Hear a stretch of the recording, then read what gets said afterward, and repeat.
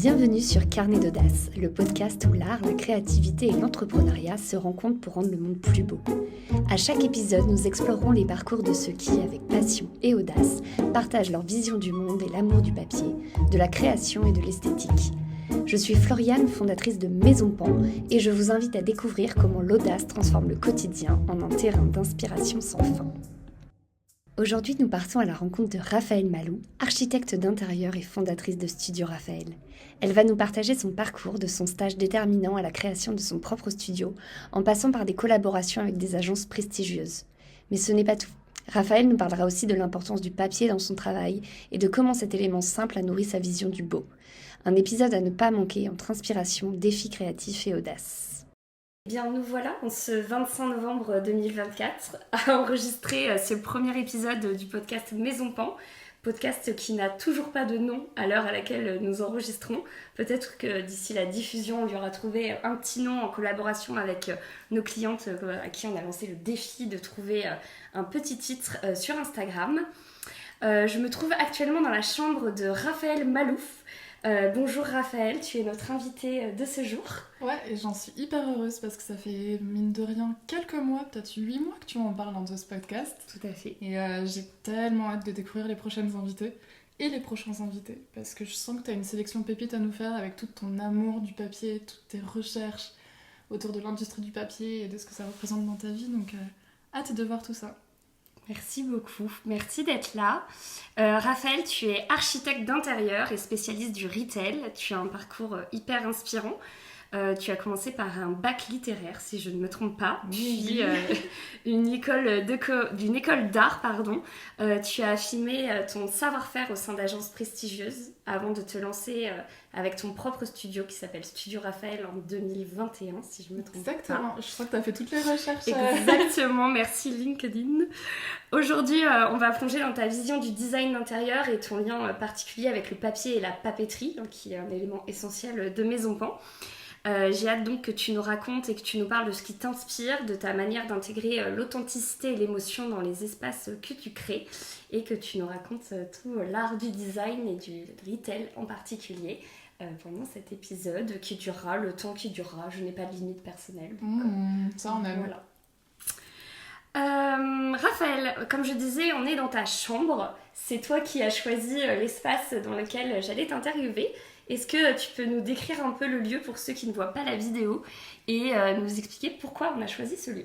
Moi j'ai choisi la chambre parce que du coup je suis créatrice d'univers, c'est mon métier. Entre autres compétences que je dois mettre au service des commerçants et des marques, je crée des univers et je trouve que c'est l'univers qui pour le moment respire le plus et en même temps est le plus immersif dans ce joli petit appart dans lequel je viens d'emménager.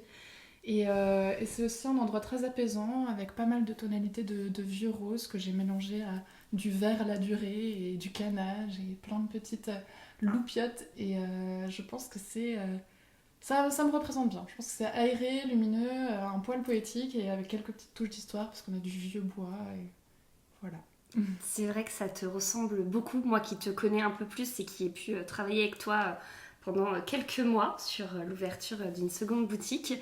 C'est vrai que tous ces petits détails, c'est une des raisons pour lesquelles j'ai travaillé sans aucune hésitation avec toi et c'est ce qu'on retrouve au cœur de nos boutiques et des boutiques avec lesquelles tu as pu travailler. C'est ce sens du détail, du petit objet qui va faire toute la différence et qui va raconter l'histoire d'un commerce ou d'un lieu. Donc je trouvais ça hyper intéressant. Et c'est un work in progress. Donc tu vois, ça fonctionne aussi. C'est-à-dire il y a encore beaucoup de choses que j'ai envie de faire, plein de petits détails que j'ai envie de rajouter. Notamment rajouter des petits pompons par-ci par-là, dessiner sur les murs et ce genre de choses. Donc ça correspond un peu à tout projet. Tout projet, on essaye de les finir, mais il y a toujours un maximum de potentiel à développer dans chaque espace. Exactement. C'est sans fin. Sans fin et sans limite. J'aime bien commencer par le fait que... Enfin, j'aime bien commencer, je parle comme si j'avais le podcast depuis très longtemps. Ouais, mais tu t'en sors trop bien. C'est le premier. J'aime l'idée de commencer plutôt par le fait que tu vas te présenter un petit peu, mais que si c'est possible, tu nous racontes un peu ton enfance pour qu'on comprenne un peu mieux ce qui t'a amené à être la personne que tu es aujourd'hui et qui a fait que tu as choisi ce métier-là plutôt qu'un autre.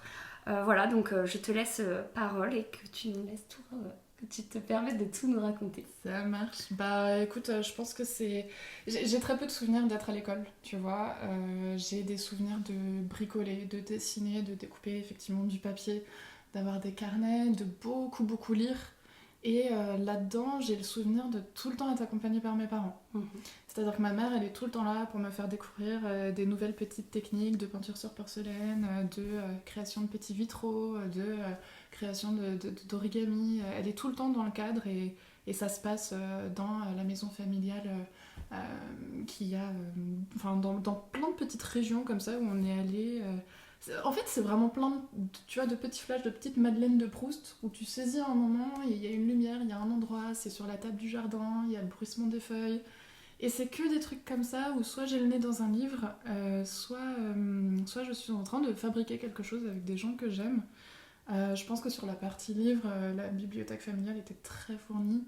Et j'ai un papa qui aime beaucoup après débattre effectivement de... Ils faisaient quoi tes parents ? Alors, mon père est militaire. D'accord. Mais tu vois, il a commencé par essayer de faire une école d'art. Ok. Et par finalement s'engager dans sa carrière qui correspondait à la carrière de son père. Et ma mère, elle est artisan, elle est peinte sur porcelaine. Et elle a vraiment développé ça en puissance avec les années. Et je pense que toutes les deux, on a un peu ce truc, on l'a toujours eu dans notre vie, on a toujours été en train de fabriquer des trucs avec nos doigts. Et on essaye de donner ça, on essaie de donner à ça de la puissance dans nos métiers. Ok. Donc du coup, c'était un peu une évidence pour toi d'aller vers des études littéraires et d'art ou... Mais tu sais, c'est marrant que tu me poses la question parce que j'ai souvent répondu en interview que je savais pas trop pourquoi j'avais besoin de faire ce métier. Envie, ça c'est sûr, mais pourquoi j'ai besoin de le faire ? Pourquoi j'y reviens toujours, même quand je me dis « Ah, est-ce que je pourrais pas partir en ostéopathie » ou ce genre de choses. Et j'ai perdu le fil de ta question, pardon. Raconte-moi ton enfance. Bah en fait, non, c'est juste que c'est vrai que en reconstituant toutes les petites madeleines de Proust comme ça de mon enfance, je me suis rendu compte que ça venait pas de nulle part et que c'était sûrement ce dont mon âme avait besoin en tout cas. Okay. Voilà. Et t'as des frères et sœurs ? Et j'ai des frères et sœurs qui sont pas du tout dans le domaine, ils sont dans la diplomatie, l'ingénierie. J'en ai un qui est garde forestier au Québec, c'est incroyable, il vit une vie d'aventurier. Et, c'est vrai que dans la famille, il y a un côté très aventurier et je suis peut-être la plus posée et la plus le nez dans mes petits papiers, dans mes... D'accord. Ce qui me surprend d'ailleurs, toujours beaucoup. Ouais. Et je suis toujours là dans ma chambre. Donc du coup, tes parents, ils t'ont vraiment laissé libre de choisir tes études, ils t'ont poussé là-dedans ? Oui, ils m'ont poussé. Ouais. Okay. Après, pour eux, le seul point très important, c'était que ça soit toujours de haut niveau.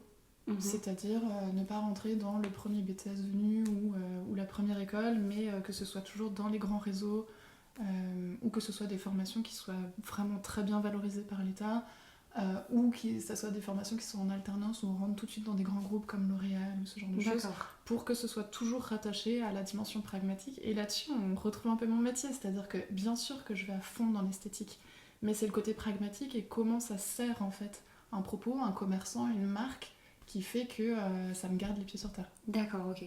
Le rationnel et l'esthétique, le kiff et le...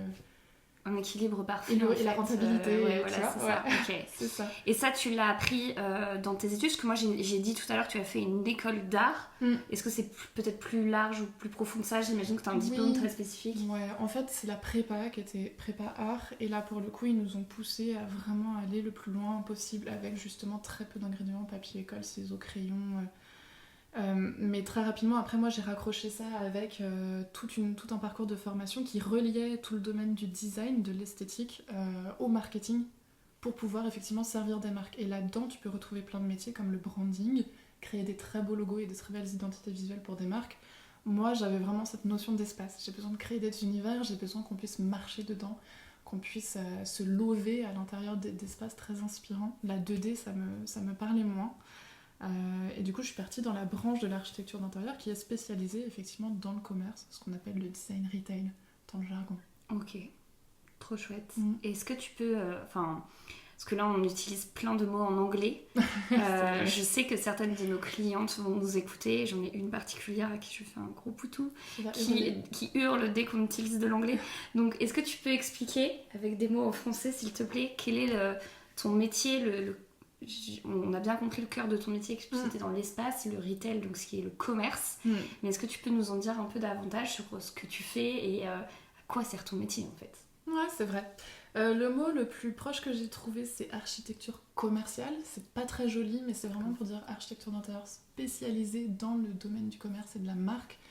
Et donc, c'est comment transposer tout un univers de marque et toute l'intention d'une marque à travers un espace qu'elle va choisir pour s'exprimer. Ça peut être une boutique, ça peut être un pop-up store, ça peut être un événement éphémère en street marketing, par exemple, dans la rue.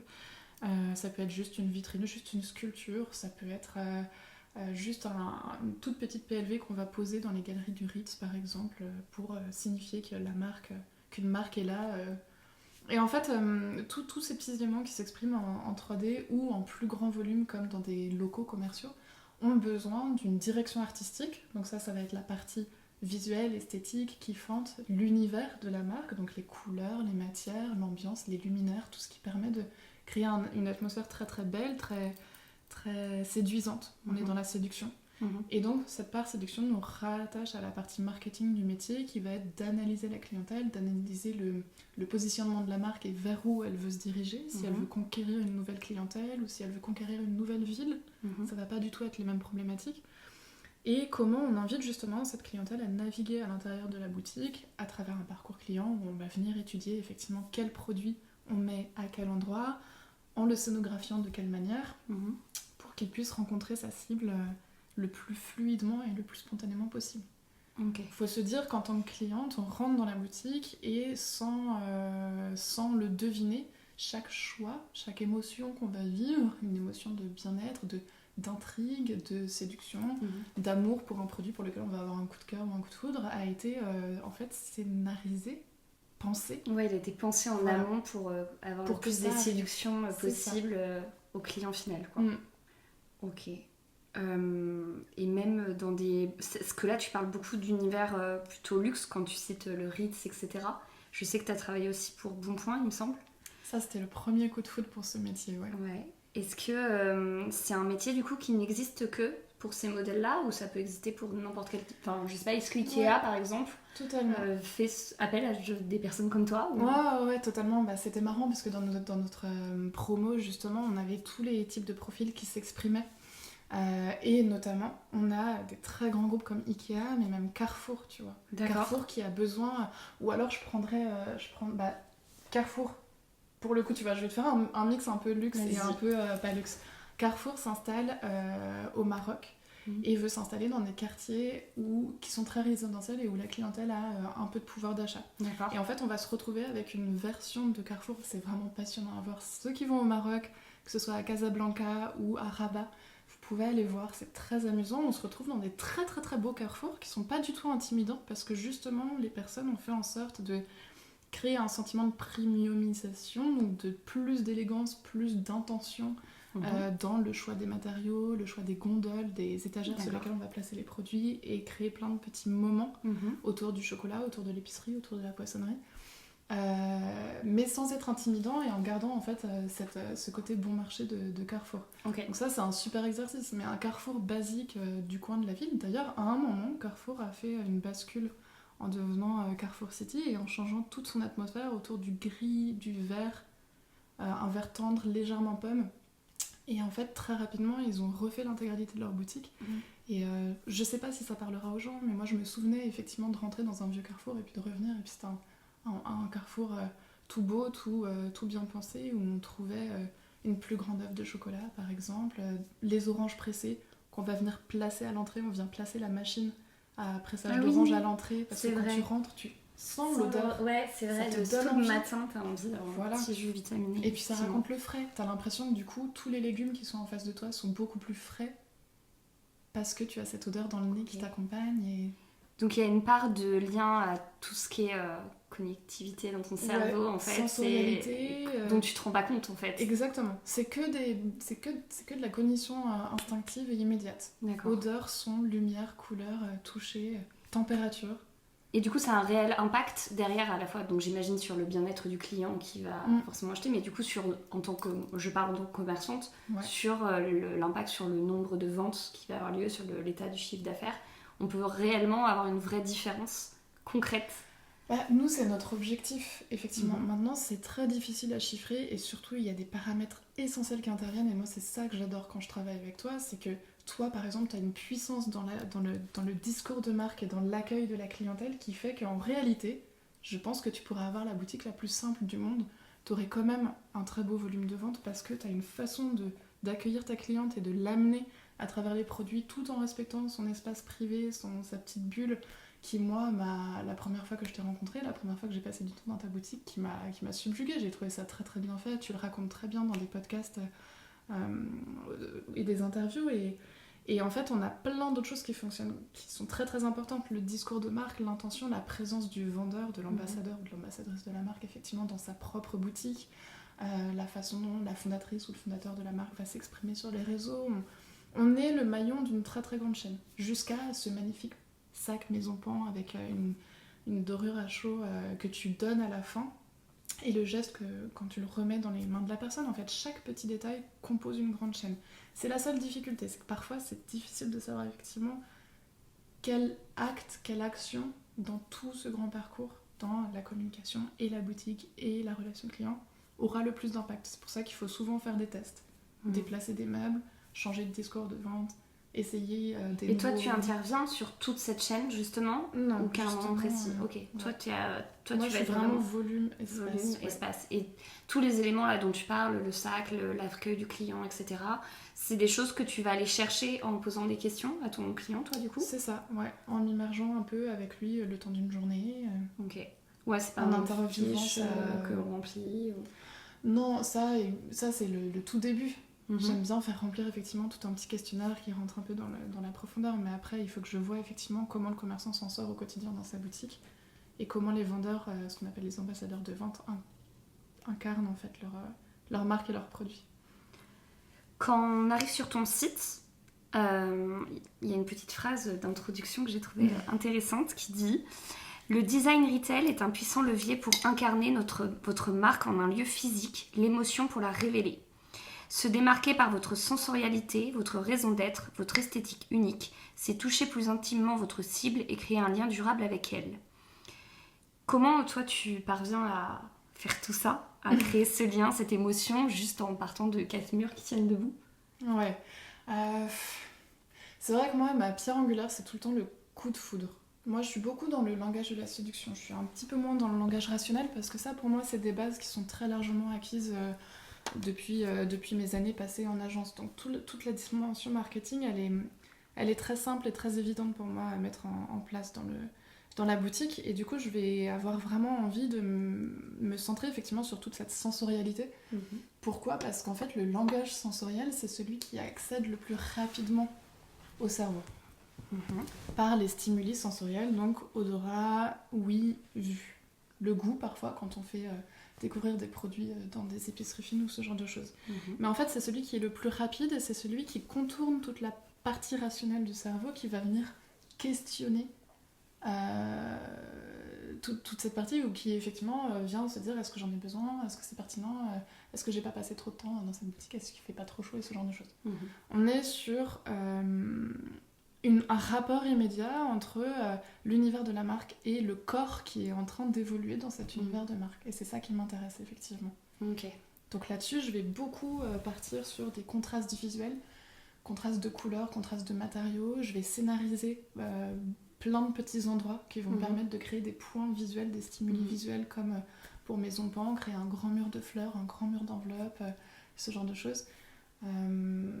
Jouer effectivement sur les sons, donc je suis pas hyper dans le sound design, mais par contre ça va plutôt être est-ce que j'entends mes pas sur le sol, donc quelle matière je vais mettre au sol, est-ce que j'ai un bois dur pour les meubles ou ce genre de choses. Ok. Et là toute cette offre-là, comme tout à l'heure tu me parlais de Carrefour, de ça, on parle de grands noms, de grands groupes. Comment tu peux l'intégrer? Parce que j'ai l'impression que ta mission, ça a été... tu t'es formée auprès de grands noms. Et aujourd'hui, quand on regarde un peu les marques avec lesquelles tu travailles, les entreprises avec lesquelles tu travailles, c'est plutôt le commerçant indépendant, finalement. Ouais, totalement.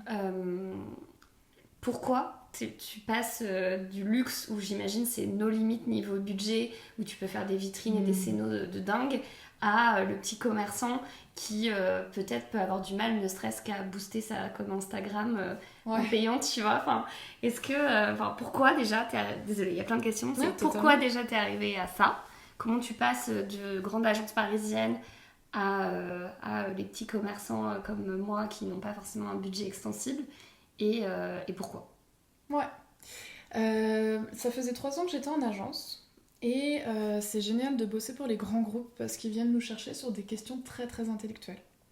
Soit on vient se demander comment est-ce qu'on peut aller chercher une clientèle un peu extraterrestre, c'est-à-dire, je sais pas, la Gen Z chinoise qui vit à Dubaï, tu vois. Ok. Ouais, donc, et ça va être à nous de comprendre comment on joue avec tous les codes de la marque pour atteindre cet effet-là sur un pop-up store dans un centre commercial, par exemple. D'accord. Donc en fait, tout est très très très stimulant intellectuellement, ce qui est aussi vrai avec les commerçants indépendants, mais je vais développer plus tard.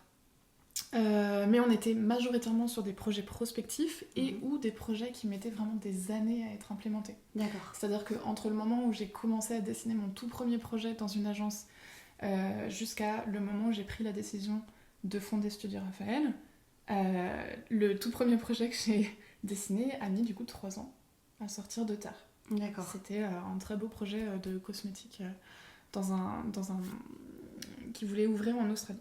D'accord. Donc trop bien, mais moi j'étais beaucoup trop impatiente. Et surtout, j'avais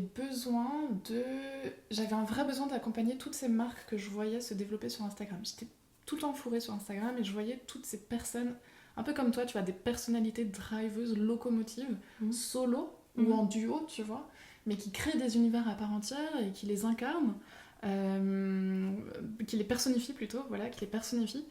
Et moi, tout ça, ça me mettait des paillettes dans les yeux, parce qu'on vous entend directement parler de votre ambition, parler de votre intention, parler de pourquoi vous êtes en train de travailler tel produit, et c'est ce qui me passionnait. C'est ce qui me manquait, c'était ce contact humain.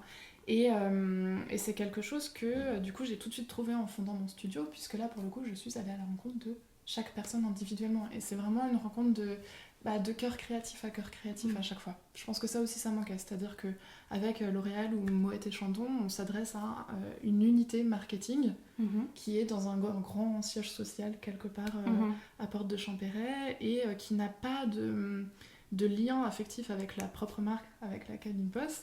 Là, on joue avec directement votre... et jouer n'est pas du tout le bon terme, excuse-moi, mais on rentre avec vous directement dans le cœur de votre ambition. Ça crée des liens qui forcément se mélangent à de l'affectif. On mélange le professionnel, l'affectif, la passion. Et c'est ce que j'exprime sur mon site internet quand je dis c'est le cerveau stratégique et le cœur créatif. C'est pas que pour l'ambivalence de mon métier, mais c'est aussi dans la rencontre avec les gens. Et il y a une personne qui exprime ça très très bien sur mon podcast, qui est une designer qui s'appelle Eva Ishkanian. Et le podcast s'appelle Story Feeling. Et elle, concrètement, à chaque fois qu'elle rencontre une cliente ou un client qui est du coup commerçant indépendant, elle s'attache à d'abord comprendre profondément la personnalité qu'elle a en face d'elle et quel est le point de transformation sur lequel elle intervient. Est-ce que c'est un fils qui a été dans le commerce familial du coup toute sa vie mais qui n'a jamais eu sa place et qui tout d'un coup prend sa place à 50 ans et qui tout d'un coup a son propre bureau et qui tout d'un coup reprend l'affaire. Et donc c'est quoi la psyché là-dedans, c'est quoi aussi les enjeux humains pour lui-même, ou que ce soit une commerçante notamment par exemple qui sortait en fait d'une bataille contre un cancer et en fait ça fait partie de vos vies, ça fait partie de votre entreprise, tous ces événements de vie là, et donc par exemple pour cette commerçante là elle a beaucoup travaillé sur sa personnalité à elle. Et du coup elle a fini par faire un immense plafond de fleurs comme une célébration de cette personnalité très vivante déjà. D'accord. Et puis très poétique. Donc on a une lecture beaucoup plus personnelle et beaucoup plus profonde de vos projets et ça nous donne encore plus de billes créatives pour créer des très beaux espaces.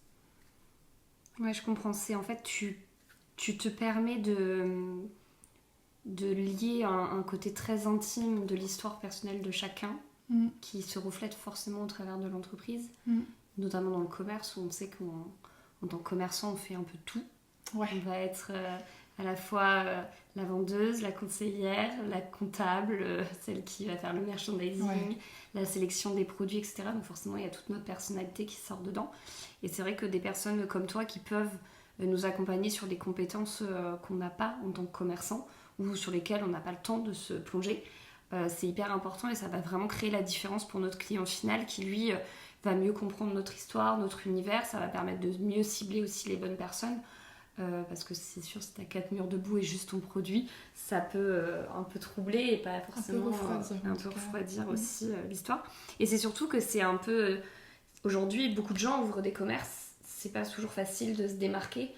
Et du coup, c'est vrai que des professionnels comme toi qui arrivent, ça nous permet de savoir comment faire la différence et de faire avec un œil extérieur ressortir des choses qui pour nous paraissent, oui, bah, c'est nous quoi, c'est logique, mais que toi t'arriveras vraiment à le mettre en exergue, à le valoriser davantage pour le rendre plus cohérent par rapport à l'histoire qu'on a envie de raconter derrière nos produits et nos sélections. Vous êtes toujours ultra inspiré. Vous avez votre grande étoile, la brillante, qui est votre ambition que vous essayez de décrocher et vers lequel vous tendez plus chaque jour, mais par contre vous avez vraiment la tête dans le guidon, effectivement. Ce qui est normal puisque vous assurez tous les rôles. Ouais, et on peut pas être partout. C'est impossible. Enfin, personnellement, je l'ai compris très vite qu'il fallait se faire très très bien entourer, que ce soit avec des super photographes, avec des personnes qui sont capables de te faire du contenu de marque, ou avec des gens comme toi qui sont capables d'animer un espace. Moi, la première, quand je suis arrivée à Angers et que j'ai découvert la boutique, j'ai eu un gros coup de cœur sur cet étage, avec cette grande lumière et ces espaces assez dingues, avec ces arrondis à certains endroits. Bref, je voyais le potentiel. Mais à part peut-être peindre les murs en beige et avec un espace un peu plus bleu, je suis pas sûre de pouvoir faire ce que toi tu nous as fait. Oh, t'es trop humble, t'avais des super idées. Et ouais, mais les idées c'est bien, mais il faut savoir les concrétiser. Entre ce que tu vois sur Pinterest et ce qui t'intéresse vraiment et qui. Voilà, mais après le modéliser en vrai, avec ce sens du détail que tu as. Que tout moi, dialogue et... personnellement, je sais pas faire et surtout j'avais pas le temps. Parce que c'était en phase de recrutement, c'était en phase de...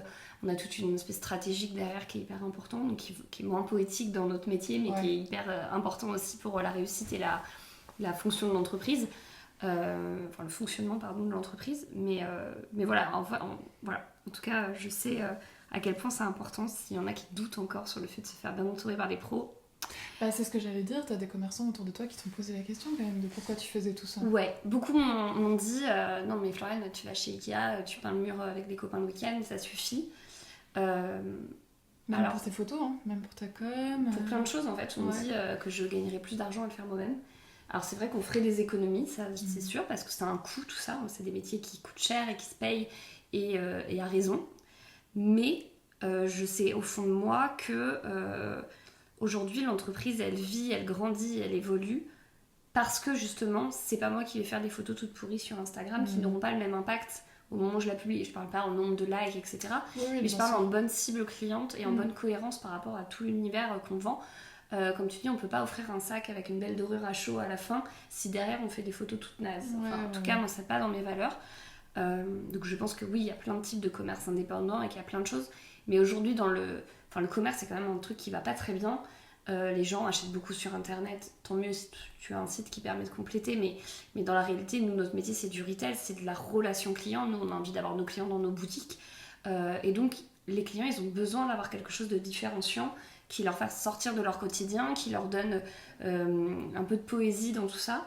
Et que ce soit pour acheter un paquet de céréales chez Carrefour ou du beau papier à lettres chez nous, il faut qu'il y ait un univers dans lequel ils se reconnaissent, dans lequel ils se sentent bien. Et il y a des marques qui le font très bien, comme Cézanne, auquel je pense forcément. Tous les jours, auquel tu penses tous les jours, en fait, Cézanne, qui est gros love sur Cézanne, qui a commencé sur internet et qui a su développer des boutiques qui s'appellent des appartements d'ailleurs, et qui recrée tout un univers à la parisienne avec tout ce sens littéraire, cinématographique qui est important pour la marque, qui revendique au travers du digital, mais qu'ils ont réussi à réécrire au sein de boutiques. Et c'est ça qui fait qu'on a envie d'aller dans ces boutiques. En fait, au-delà d'acheter quelque chose, tu passes un moment dans un univers très spécifique dans lequel voilà, tu as envie de ressembler généralement. Hein. Le sentiment d'appartenance est hyper important, et je crois que les marques ou les indépendants ou voilà, les grands groupes doivent savoir le faire au travers de leur boutique. Et un Dior qui a les moyens de le faire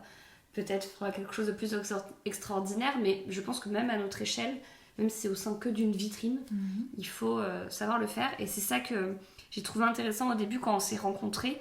Une des choses que tu m'as dit qui m'a marqué, c'est là, c'est pas une question que de budget, c'est une question aussi de beaucoup d'amour dans ce que tu vas donner pour retransmettre à tes clients. Et t'inquiète, on va adapter au budget que tu as pour pouvoir le faire. Mais parce que là-dedans, tu vois, il y a une notion hyper intéressante qui est la notion de tiers-lieu. C'est-à-dire qu'entre le lieu de travail et le chez-soi, qu'est-ce qu'on a comme espace à vivre en fait, et qu'est-ce qu'on a comme expérience à vivre, et donc on va avoir bien sûr les musées, les restaurants, les cafés, et le commerce s'inscrit là-dedans. Et quand tu dis que Cézanne ne développe pas des boutiques mais des appartements, on est justement dans cette notion de qu'est-ce que j'offre à un humain comme expérience entre son trajet, finalement, entre les deux lieux où il va passer le plus de temps dans sa vie.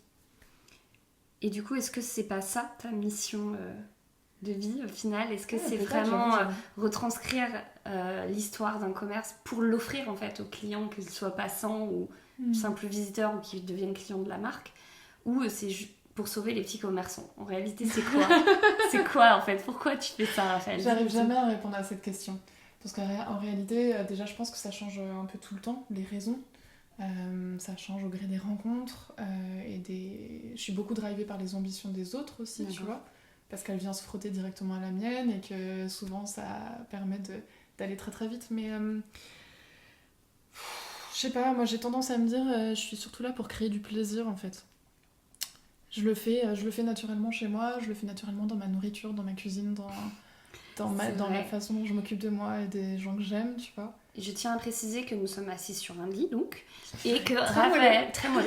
Le matelas a été sélectionné avec beaucoup d'intention. Exactement, mais surtout les petits gâteaux que nous avons devant nous. On a 3 énormes gâteaux, qu'on a déjà bien entamé. Un espèce de moelleux à la myrtille, un petit macaron à la framboise, enfin un énorme macaron à la framboise, et une tarte au citron meringuée qui a bien été déjà dégustée. Voilà. Bref, ça c'est Raphaël, c'est ce côté où tu mets plein d'amour dans tout ce que tu fais. Alors bien sûr, moi il y a mon avis qui est biaisé parce que nous sommes amis, le fait d'avoir travaillé d'abord ensemble, nous étions collègues puis amis. Donc j'ai plus remarqué ce genre de choses. Mais on sent que ça a de l'importance dans ton quotidien, au-delà de ton métier. Et du coup, est-ce que ce que tu fais, c'est un métier passion, créatif? Parce que, je sais ce que c'est de faire les choses par amour, mais je sais aussi ce que c'est quand ton comptable t'appelle pour te dire oui, c'est bien, tes sacs sont très beaux, mais ils coûtent une fortune et ça peut mettre en péril ton entreprise. Donc, est-ce que toi, tout ce que tu fais, t'arrives à toujours mettre de la magie, de la poésie et de l'amour dans ce que tu proposes à nous, tes clients premiers, mais aussi à nos clients finaux? Enfin, est-ce que cet aspect financier rentre en jeu, business rentre en jeu à un moment? Comment tu arrives à le gérer en fait? Ouais, en fait ce dont tu parles, c'est gérer une énergie de vie. Je saurais jamais pourquoi ces 10 dernières années, ce métier il a vraiment pris une place monumentale dans ma vie, tu vois. C'était d'abord ça, ensuite mon couple, ensuite les amis, ensuite la famille. Et le temps qui reste, c'est pour me chouchouter moi, tu vois.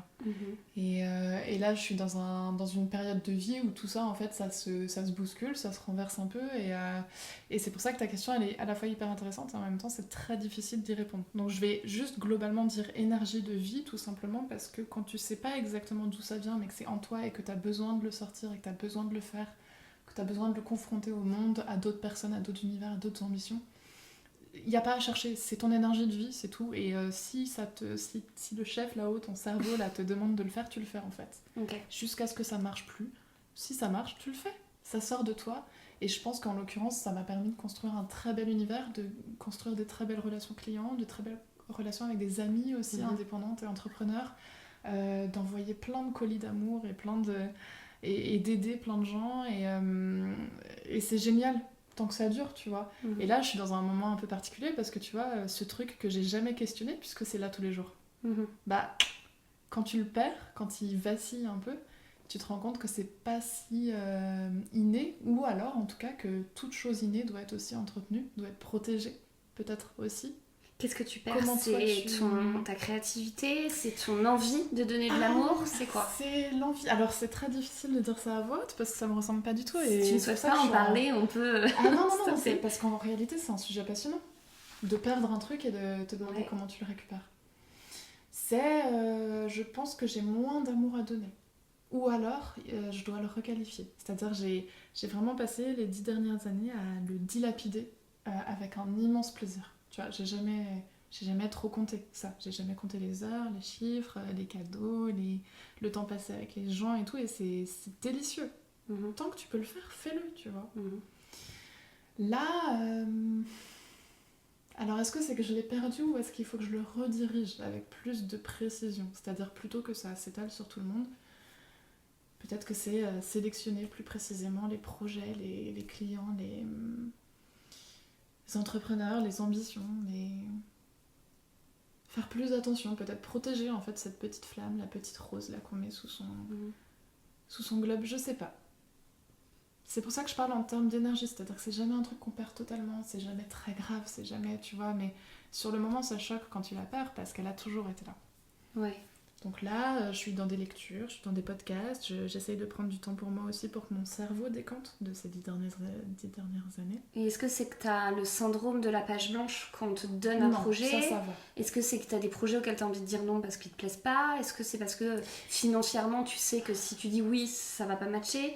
Enfin, qu'est-ce qui fait qu'aujourd'hui tu questionnes non pas ton métier, mais plutôt la dose d'intensité et de poésie que tu vas mettre dans un projet?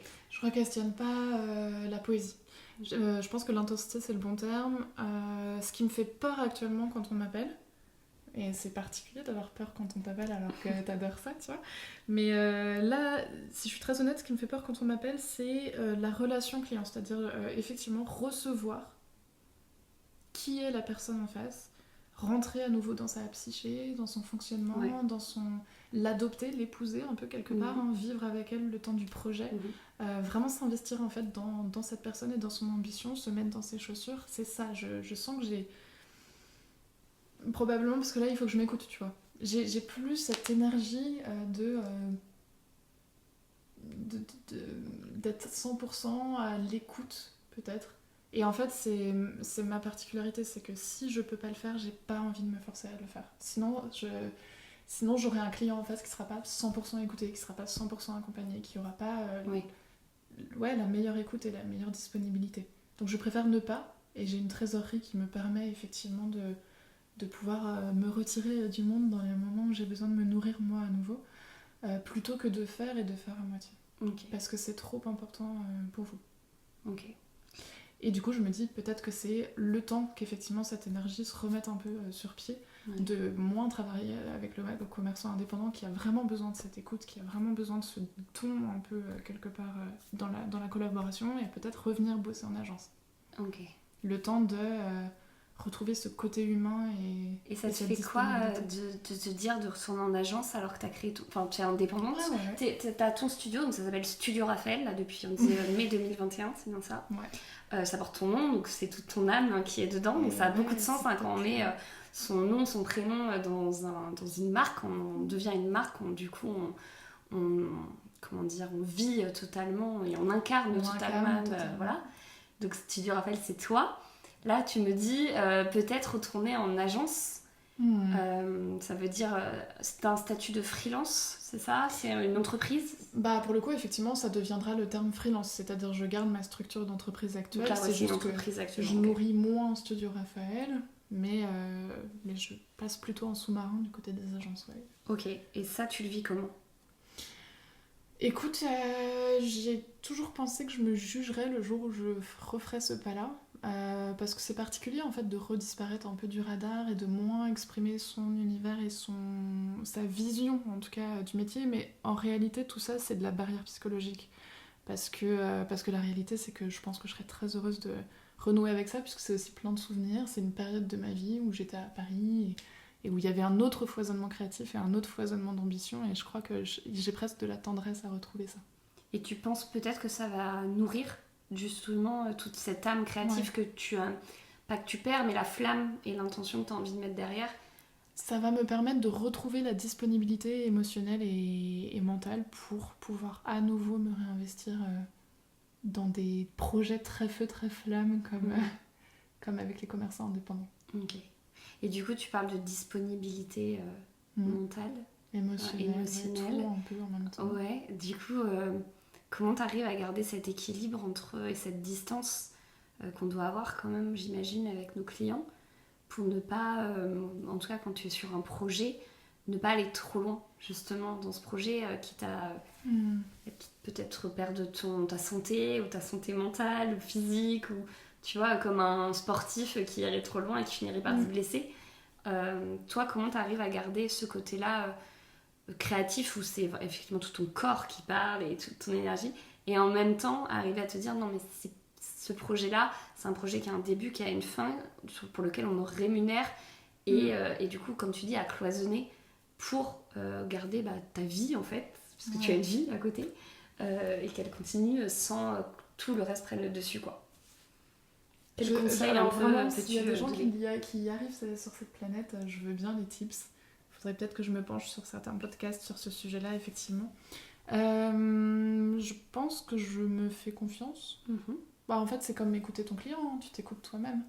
Au moment où tu sens que ça commence à devenir limite, tu prévois une bulle de temps ou une bulle d'espace. Je sais pas trop. Moi, je me fais confiance. Je fais confiance à mon tempérament calme, qui me permet d'être calme dans ma tête, même quand il y a tout un bouillonnement d'idées et de problèmes. Je me fais confiance dans le fait que j'ai de toute façon un besoin de mener les projets à terme, ce qui fait que je sais que j'irai toujours à terme et que j'essaierai de toujours faire ce qu'il faut pour. Pour le reste, comme je te dis, c'est une énergie de vie, c'est Studio Raphaël, donc il y a mon prénom dedans, donc je l'incarne entièrement, donc tout se mélange. Donc je sais pas si je suis la plus intelligente sur cette réponse, tu vois. Aucun conseil. Moi, j'ai tendance à penser qu'il y a très peu de frontières dans la vie de manière générale, c'est-à-dire que tous les domaines, toutes les sensations se chevauchent tout le temps, nos emplois du temps se chevauchent, les liens à la famille, aux amis, aux professionnels.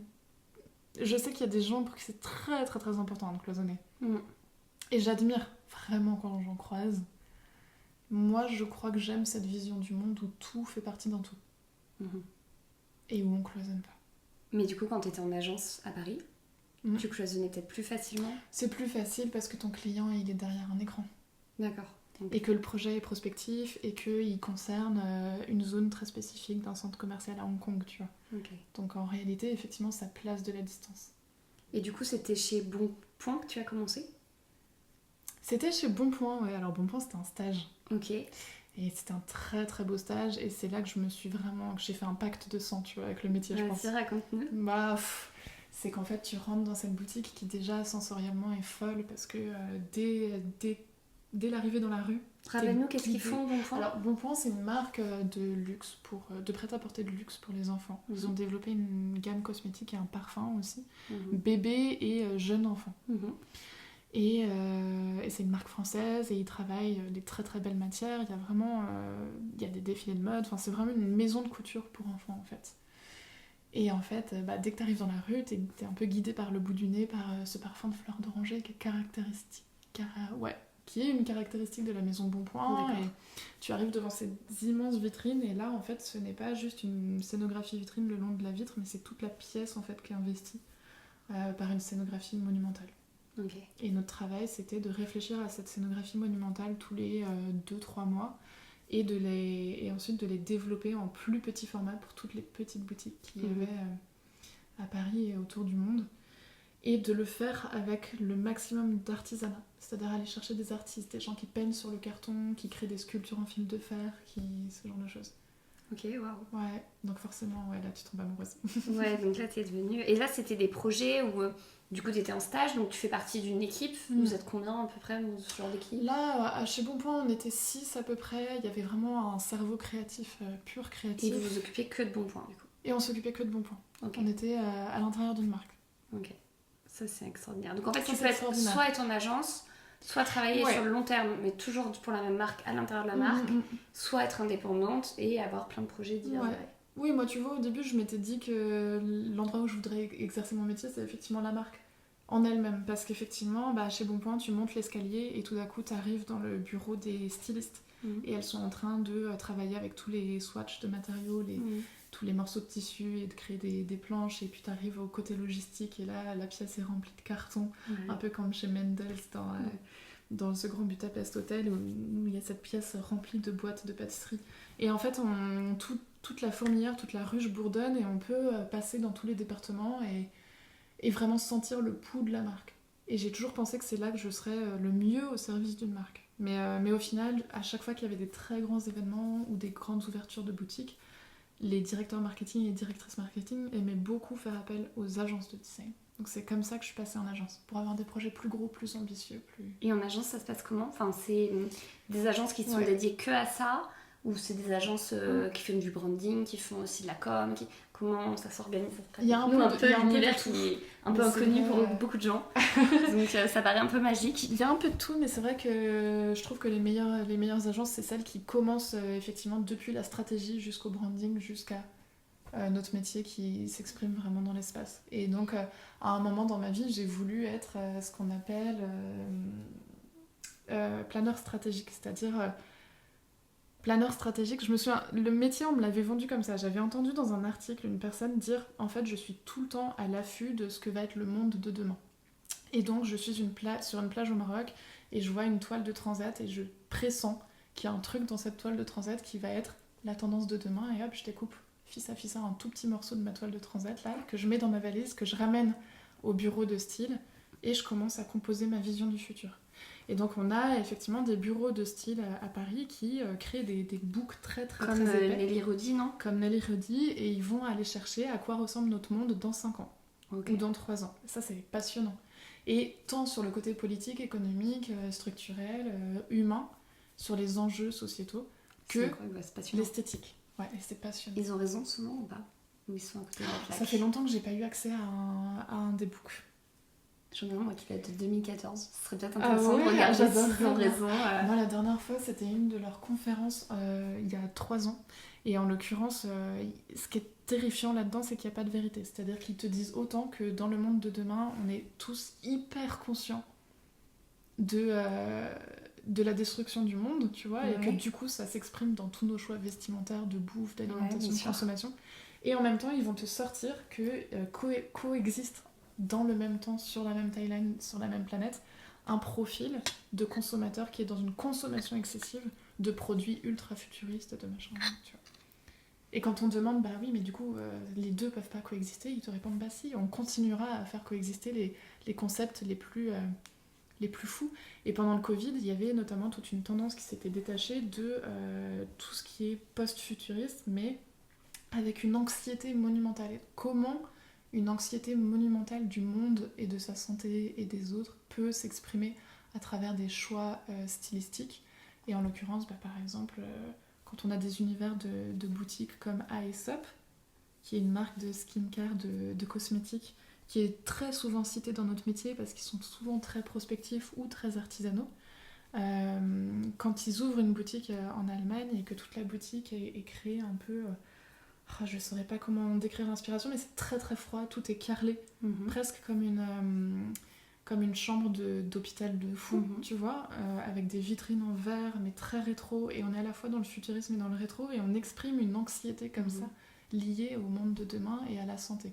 Et on rattache ça à la cosmétique, parce que la cosmétique vient rassurer la personne sur le soin qu'elle accorde à son corps, à sa santé, ce genre de choses. C'est passionnant, mais c'est très intellectuel. Tout est pensé en fait. Tout est pensé. Et ok, donc en fait, le client, il va pas forcément le voir et le comprendre, mais il va sûrement le ressentir malgré lui. Pur, subliminal. Ok. Ouais. Et du coup, est-ce que ta vision du retail et de ce qu'on y propose et des possibilités a évolué entre le moment où tu as commencé, du coup tu devais être en 2019, 2018 à peu près en agence, avec le Covid, comme tu l'as vécu 2020, et après, quand tu as eu ta propre agence, est-ce qu'il y a des choses qui ont profondément évolué, qui ont profondément muté dans à la fois tes process créatifs, mais aussi dans ta vision du retail, dans comment le valoriser, etc. Enfin, est-ce que tu peux me raconter un peu ton cheminement entre le Bonpoint et aujourd'hui Studio Raphaël et tes nombreux projets?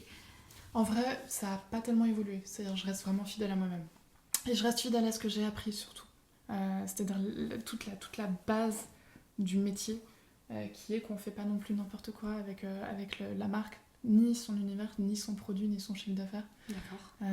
Donc ça, après, c'est plein de compétences très diverses et variées qu'on développe pour répondre aux problématiques. Mais en réalité, j'applique en fait tout ce que j'ai acquis en agence et tout ce que j'ai acquis en me frottant à des marques prospectives et des marques un peu d'élite et tout ce foisonnement très parisien et très intellectuel, je l'ai transvasé dans le commerce indépendant et inversement, en revenant en agence, je ne perdrai plus jamais ce que j'ai appris et ce que j'ai développé au contact d'un commerce indépendant, d'un commerçant et d'une ambition qui s'incarne dans une personne qui lead ce projet-là.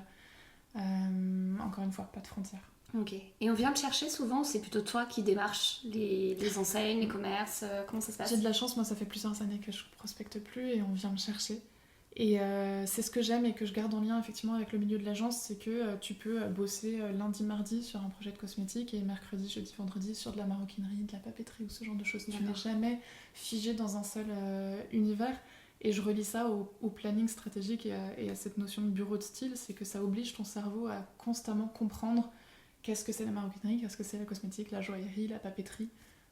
Et si tu as 3 projets de cosmétique, ils vont être radicalement différents et portés par des personnes radicalement différentes aussi, qui vont se projeter plus dans le futur ou plus dans le passé, la tradition et ce genre de choses. Et donc ton cerveau est en plasticité constante. C'est ça qui me plaît. Ouais, donc toi, tu as besoin de nourrir à la fois cet aspect très intellectuel, très réfléchi, presque où tu vas toucher à la fois à l'histoire, à la culture, à la société, peut-être la politique, etc. La psychologie, etc. Et en même temps, cet aspect hyper créatif et artistique, où tu vas faire avec tes mains. Toi, tu vas plancher sur quelque chose et sur un projet, tu vas le modéliser en termes informatiques, où tu vas avoir les matières. Est-ce que tu joues avec ces matières? Enfin, je sais que chez moi, tu as proposé des vitrines faites à base uniquement de papier parce que ça avait du sens par rapport à ce qu'on voulait faire, avec des immenses fleurs magnifiques, avec plein de petits détails de papier doré à l'intérieur où le soleil se reflétait dessus. Bref, c'était sublime. On l'a toujours, cette couronne. À chaque fois, elle fait son effet plein de fois. On nous a demandé si on pouvait l'acheter. Une fois, tu nous avais même fait des petits personnages avec des miniatures c'est mon projet préféré. Ouais, je sais pas. Des mini sacs, des mini bougies, des mini carnets, etc. Avec ces petites personnages qui représentaient toutes nos clientes en fait. Tu les as gardés? Et ouais, je les ai gardés, elles sont dans une petite boîte en bas. Très bien. Et plein de fois, on nous a demandé si on pouvait nous les acheter. Donc voilà, est-ce que c'était pour nous que tu as touché à la matière, mais normalement tu le fais pas et c'est juste que ça correspond à notre projet, ou de manière générale, tu inclus cette recherche de matière et cette... le papier en fait. Ouais, la texture, la peinture ou le carton, enfin je sais pas, le bois, de manière générale, enfin ça fait partie de ton identité, de ton ADN, c'est indispensable à ton métier. Ouais, comme tu dis, on a un métier qui est très intellectuel. Et c'est très facile de s'enfermer dans une boucle en plus intellectuelle, donc garder ce côté fabriquer soi-même, comprendre toutes les embûches par lesquelles on va passer quand on... par exemple, c'est très facile sur une feuille de papier ou sur un beau carnet qui va être le point de départ en fait de tout projet, de dessiner une forme. On va avoir envie de dessiner souvent des grandes ellipses, des grands... notamment justement quand on faisait des pop-up stores, on dessinait tout de suite des formes un peu extravagantes et de pas savoir exactement comment on les fabrique ou combien de temps ça peut prendre ou quel studio de création personnalisée va spécialisé dans le design polyuréthane qui va nous permettre d'avoir des formes un peu molles par exemple si on veut faire des pétales de fleurs géants. Enfin tu vois, en fait on est obligé à un moment d'avoir cette curiosité intellectuelle de comprendre comment fonctionnent les matériaux qu'on utilise. Et ce pétale géant en polyuréthane ne peut pas tenir tout seul, donc il a une armature en métal à l'intérieur. En fait, le design est obligé de comprendre le designer et le design. D'ailleurs, on n'a pas défini le design, mais en fait, c'est ce que je voulais dire. C'est que la différence entre l'artiste et le designer, c'est que... mais l'artiste, il devra faire cette recherche aussi. L'artiste, il a vraiment une vision esthétique. Le designer, il sert toujours un purpose, un objectif, qu'il soit commercial ou pratique, comme designer une machine Nespresso. Elle doit être très belle, mais elle doit aussi être très fonctionnelle, très pratique et très performante. Alors que l'artiste, il s'en fiche. Alors que l'artiste, non, ouais, c'est clair, lui, il s'en fiche. Lui, il va poser un objet qui va vivre éternellement. Il va mettre un sens philosophique dessus et il va jouer avec la matière. Le designer, il sert la société soit en créant des objets, soit en créant des espaces, soit en servant des marques ou des organismes. Voilà. Mais il est quand même obligé de comprendre la matière, du coup. Et encore plus même, peut-être. Peut-être. C'est-à-dire que nous, on doit comprendre toutes les matières. sur un espace, tu vas avoir autant des structures que tu vas vouloir suspendre au plafond et tu vas devoir gérer le poids et l'harmonie et les systèmes d'accroche que des luminaires, donc tu vas devoir gérer de l'électricité. Enfin, c'est ça qui est passionnant. Et effectivement, je crois que ta question était reliée à Maison Pan. Hein. Pas forcément, juste Pas à la forcément. matière. Ouais. Bah, du coup, on va commencer par crayonner sur des carnets. Mhm. Et très rapidement, on va venir questionner nos idées, parfois les remodeler un peu pour les rendre plus pratiques et plus faciles. Là-dessus, on va se faire accompagner par des personnes qui sont spécifiques aux problématiques et aux dessins qu'on est en train de créer. Donc, si c'est un artisan plastique ou si ça va être plutôt du plâtre ou ce genre de choses. Et il y a aussi toutes ces connaissances que nous, on accumule au fur et à mesure du temps. Et puis après, vient encore l'étape logistique qui, elle, va nous dire bah ouais, mais si je dois envoyer ça à Hong Kong, est-ce que je le fais produire directement à Hong Kong ou pas? Est-ce que je le fais produire en France parce qu'on veut la French Touch et un artiste français très spécifique? Mais dans ce cas-là, quel poids, quelle fragilité, en quelle quantité, ce genre de choses. Toutes ces considérations-là qui font qu'on part d'un bout de papier et que notre mission, c'est de transformer ça en réalité. Okay. Donc on doit être très malin entre les deux. Et on doit être très prudent du papier. C'est-à-dire le papier peut être un piège, puisque c'est très facile de laisser glisser ton crayon et de créer des grands gestes et des grands volumes et des grandes ellipses. Et de rajouter plein de petites lumières suspendues au plafond. Mais c'est ça sa magie, c'est que tant qu'on est encore en train de dessiner sur la feuille de papier ou sur notre carnet, tout est encore possible. C'est le seul moment où pour un designer, tout est encore possible sans aucune limite de créativité. Ouais. Et après tu reconditionnes. Et après tu tournes la page de ton carnet et derrière tu commences à faire une liste de tout ce à quoi tu dois penser pour enfin le rendre réel et toutes les questions qui vont transformer ce projet effectivement. Et du coup, est-ce que hors Maison Pan, as-tu créé déjà des univers où le papier ou la notion d'écriture a joué un rôle particulier?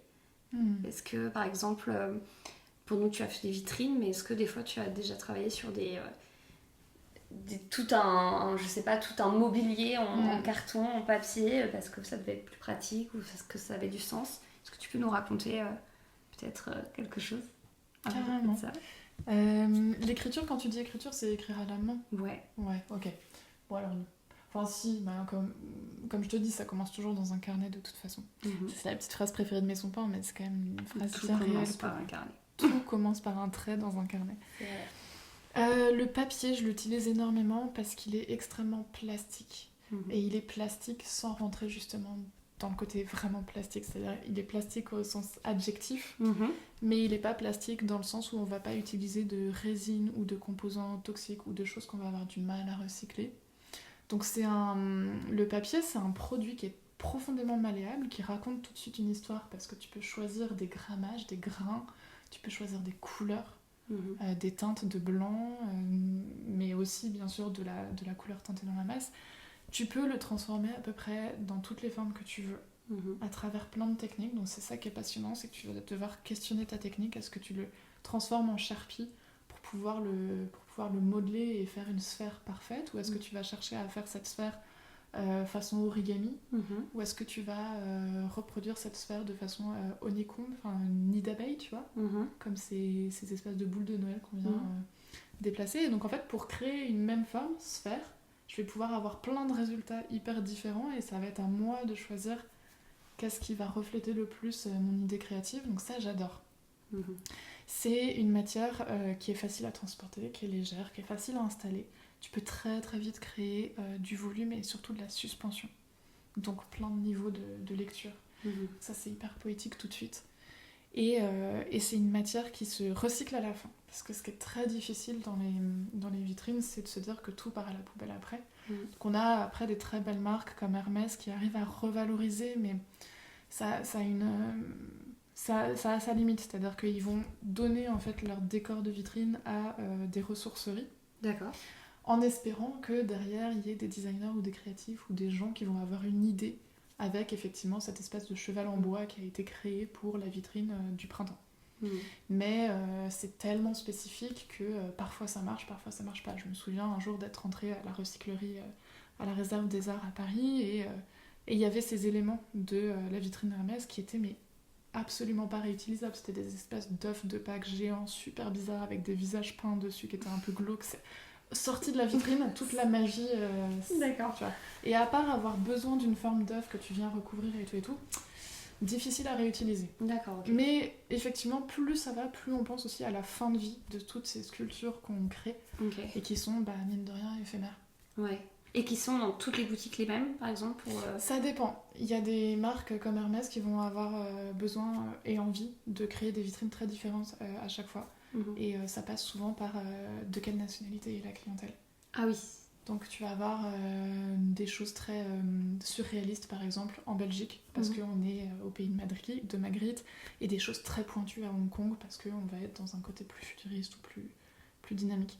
Mais tu vois, dans le fait de réutiliser les décors, il y a quand même des marques par exemple qui vont créer un décor pour une boutique de Paris et 2 mois après l'envoyer à Hong Kong et puis 3 mois après la réenvoyer et ça va créer un côté un peu itinérant. C'est une bonne façon aussi de faire vivre en tout cas plusieurs vies à ces très belles choses. Tu vois, bon point. Typiquement, je me souviens parfaitement. À l'époque, en plus, j'étais étudiante, donc j'habitais dans un tout petit espace, si ce n'est encore chez mes parents, je ne sais plus. Mais on changeait du coup tous les 1 mois et demi, 2 mois. Et il y avait ces immenses éléphants en carton peint, mais des éléphants taille de l'éléphant, en carton peint. Sublimissime. On replie tout ça parce qu'on change de vitrine. Et on installe des espèces de cerises, la cerise est le symbole de la marque, des cerises géantes en paillettes, incroyables. Et moi, à chaque fois, je dis, ah non, mais on ne va pas jeter l'éléphant, je vous propose de le récupérer chez moi. Voilà, parce que c'est une œuvre d'art, en fait. Ouais, c'est clair. Et pareil avec les cerises. Mais les marques, elles pourraient presque les revendre aux enchères pour des collectionneurs. Presque. Mais disons que j'ai pas pu mener à bien... T'as rien pu récupérer? Non, mais parce qu'en fait, il n'y a pas la place. Mon éléphant géant, je le mets. Ouais. Et c'était un crève-cœur, en fait, à chaque fois, de voir ces décors. Et est-ce que, du coup, là, tu dis que dans ce domaine-là, vous commencez à vous poser la question de comment donner une seconde vie à tout ça. Quelles sont un peu les nouvelles tendances ou les défis, justement, du design retail dans lequel tu travailles pour demain? Quels sont, parce que entre le commerce qui va pas hyper bien, les boutiques qui ferment, les gens qui sont de plus en plus sur internet, enfin, du coup ton métier est un peu bousculé parce que tu fais partie d'un des maillons de la chaîne du commerce. Comment tu vois les choses toi pour demain en fait? Très vaste question. Je sais pas si à mon échelle moi je peux répondre. Moi je trouve que je peux accompagner le mieux au maximum, le plus loin possible la personne dans son ambition d'aujourd'hui. J'ai beaucoup de mal à me projeter sur les préoccupations du futur parce que tout est très mouvant. Parce que pour avoir été responsable du pôle RSE, donc vraiment responsabilité sociétale et environnementale dans mon agence à l'époque chez Carré Basset, et pour avoir écumé les articles et les podcasts et toutes les belles matières recyclées et recyclables qui naissent et qui pullulent autour de effectivement ces grosses questions de qu'est-ce qu'on fait de demain. Je trouve que c'est très très difficile, à la fois parce qu'on a des certifications qui sortent de terre comme des champignons à une vitesse folle, parce que le gouvernement français, pour rentrer dans les normes européennes, dans les directives de l'Europe, a besoin de très rapidement faire naître des règles et de les faire respecter, et parfois ça malmène un peu toute la chaîne parce qu'on ne voit pas tout le temps de la pertinence à long terme ou à court terme. Parfois ça donne lieu à des non-sens où on va dépenser plus d'énergie, plus d'argent, plus de matière à changer par exemple l'intégralité d'un système de climatisation d'une boutique parce que la norme européenne a décidé que maintenant, voilà, alors que ça aurait pu fonctionner, je sais pas, 10 ans de plus, tu vois. Donc on n'est que sur des niveaux comme ça d'échelle et de questionnement qui sont très difficiles parce que parfois remplacer quelque chose d'ancien va générer plus de pollution alors que le système peut encore fonctionner, et en réalité on a quand même envie de le faire parce que ça voudrait dire qu'on rentre plus tôt et le plus tôt possible dans la nouvelle page de la marque. C'est pareil pour les matières par exemple. Une matière recyclée, faite de coquillages recyclés ou de textiles recyclés, issus par exemple de toute la filière du jean qui est extrêmement polluante, c'est génial et on a envie d'applaudir, on a envie de l'utiliser partout, mais sauf qu'en fait pour qu'une matière existe à partir de choses recyclées, il faut qu'il y ait du déchet. S'il n'y a plus de déchets, je ne peux plus créer de matière recyclée qui va être homologuée, certifiée, et tu vois. Et donc en fait, on finit par continuer à encourager la consommation puisqu'il faut du déchet. Il faut des jeans non vendus pour pouvoir les réduire en charpie et créer des plateaux, des plans de travail en jeans recyclés. D'accord. Donc si j'ai pas d'invendu, si j'ai pas de déchets, je peux pas. Tu vois, donc j'ai beaucoup de mal à me positionner là-dessus parce que je trouve qu'il y a toujours un moment, un piège qui revient et qui nous empêche d'avancer. Mais c'est peut-être moi, hein, je suis encore très... Non mais c'est vrai, je suis encore jeune dans mon métier, j'ai 30 ans, je passe pas mes journées entières sur la question. À l'époque si, mais plus maintenant. Je suis peut-être pas assez optimiste aussi, c'est fort probable. Mais je trouve qu'il y a beaucoup de politique là-dedans et qu'en réalité, le mieux c'est d'essayer sur le moment là de faire le mieux possible avec le moins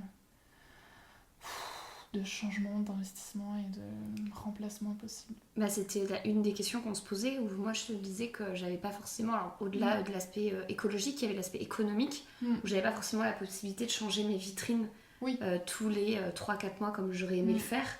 Donc au début on l'a fait un peu, puis à un moment j'ai compris que je n'aurais pas le budget pour le faire. Du coup tu m'as proposé une vitrine permanente. Facile à changer, facile à être modulée avec cette grande couronne de fleurs où tu as d'ailleurs repris des fleurs d'une autre vitrine qu'on avait fait auparavant, à la fois tant pour rester sur mon budget restreint tout en me disant que c'était facile pour moi. La preuve, là je l'ai enlevée pour mettre une couronne en végétal séchée d'une autre maison, mais c'est hyper important en fait à la fois d'allier toutes les contraintes de la marque, de la culture de l'entreprise, du monde dans lequel on vit, de budget, et tout ça. Et dans tout ça, il faut que tu arrives à être et original, et poétique, et fantastique, et avoir plein de techniques différentes. Enfin, ça doit être un tourbillon dans ta tête. C'est pour ça que sur ces questions, je me positionne pas trop. Ou en tout cas, peut-être que c'est moi qui n'y arrive pas pour le moment. Mais tu vois, par exemple, juste un exemple, mais la norme va nous obliger par exemple à utiliser des textiles homologués, certifiés par exemple. Et en même temps, la norme commerciale nous oblige à inifuger, donc à protéger du feu ces mêmes textiles-là.